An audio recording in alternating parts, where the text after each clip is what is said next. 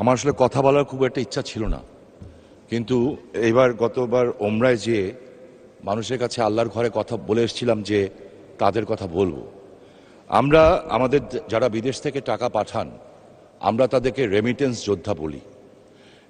71 সনে যারা দেশ স্বাধীন করেছিলেন তাদের বলতাম মুক্তিযোদ্ধা।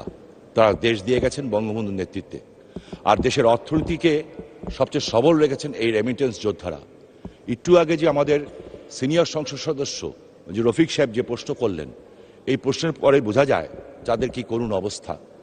সমস্ত ব্যবস্থা আছে, কিন্তু জটিলতার কারণে সেই বিষয়গুলি হচ্ছে না।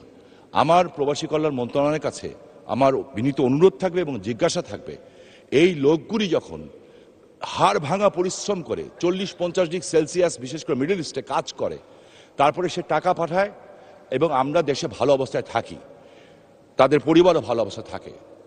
এবং মাননীয় প্রধানমন্ত্রী এই কথাটা বারবার বলেন।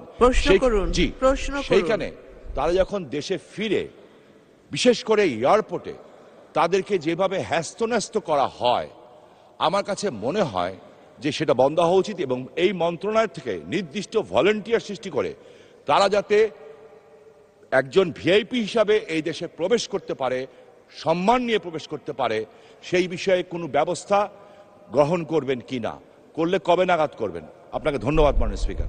ভীষণ নিয়ে এলো ফুলঝুরি মেগা অফার সিজন 6। এই অফারে ফ্রিজ কিনলেই পাচ্ছেন নিশ্চিত 12 সেটের আকর্ষণীয় গিফট বক্স একদম ফ্রি। এই ব্যাপারে আমাদের মন্ত্রণালয়ের পদক্ষেপ নেওয়া হয়েছে। এয়ারপোর্টে আমাদের কর্মীরা আছে, বিদেশগামী যাত্রীদের ব্যাপারে ওদেরকে দেখাশোনা করে।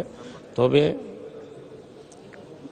জনবলের সীমাবদ্ধতা আছে, যে কারণে হয়তো সঠিকভাবে দেখাশোনা হচ্ছে না।